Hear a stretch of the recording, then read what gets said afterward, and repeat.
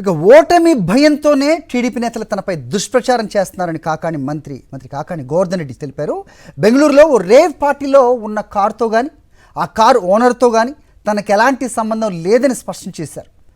MLA sticker xerox ఉందని తనపై బురద జల్లటం సరికాదన్నారు. ఇప్పటికే కర్ణాటక పోలీసులకు ఫిర్యాదు చేశానని చెప్పారు.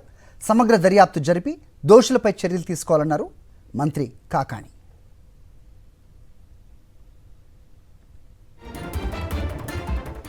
ఇదే అంశంపై అప్డేట్స్ మా కరెస్పాండెంట్ వెంకట్ నారాయణ అడిగి తెలుసుకుందాం. వెంకట్ నారాయణ, చెప్పండి. ఒక ఎమ్మెల్యే జిరాక్స్ ప్రింట్ కార్ పైన ఉందని కాకాణిపై బురద జల్లుతున్నారనేది ఆయన చెబుతూ ఉన్నారు. సో బెంగళూరు పోలీసులకు కూడా ఆయన కంప్లైంట్ చేశారని కూడా అంటున్నారు. ఏం జరిగింది, అసలు ఎందుకు కాకాని పేరు వచ్చింది, అప్డేట్స్ ఏంటి? సరే, బెంగళూరు రేవ్ పార్టీకి సంబంధించి మంత్రి కాకాని గోవర్ధన్ రెడ్డి పేరుని తెరపైకి తీసుకొచ్చారు. ఆయనపై దుష్ప్రచారాలు చేయడం ప్రారంభించారు మార్నింగ్ నుంచి కూడా. అయితే దీనిపై మంత్రి కాకాని ఘాటుగా స్పందించారు. తనకి రేవ్ పార్టీకి ఎలాంటి సంబంధము లేదని, అలాగే ఆ కారు ఏదైతే ఉందో ఆ కారు పైన స్టిక్కర్ కూడా జిరాక్స్ కాపీ మాత్రమే, దానికి నాకు ఎలాంటి సంబంధం లేదని కూడా ఆయన చెప్పుకొచ్చారు. దీనిపైన కూడా నేను పోలీసులకు ఫిర్యాదు చేస్తున్నాను.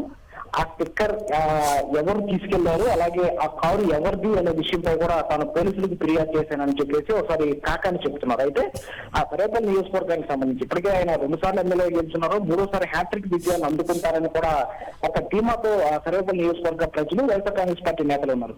అయితే ఈ నేపథ్యంలో ఆయనపై ఒక ఓటమి భయంతోనే టీడీపీ నేతలు ఇలాంటి దుష్ప్రచారానికి పాల్పడుతున్నారని చెప్పేసి కాకాని కూడా చెప్తున్న పరిస్థితి. అయితే దీనిపైన ఇప్పటికే ఆయన ఈ జెరాక్స్ కాపీ ఏదైతే ఉందో ఎమ్మెల్యే స్టిక్కర్ కి సంబంధించి దీనిపైన పోలీసులు కూడా ఫిర్యాదు చేస్తున్నారని చెప్పేసి ఆయన చెప్తున్నారు. మరోపక్క ఈ రేవ్ పార్టీ ఏదైతే ఉందో దాంట్లో దోషులు ఎవరెవరు ఉన్నారు, దాని వెనక ఎవరి హస్తం ఉంది, వాళ్ళందరినీ కూడా బయటికి తీసుకురావాలి, దోషులను కఠినంగా శిక్షించాలని కూడా కాకాని గోవర్ధన్ డిమాండ్ చేస్తున్నటువంటి పరిస్థితి కనిపిస్తుంది.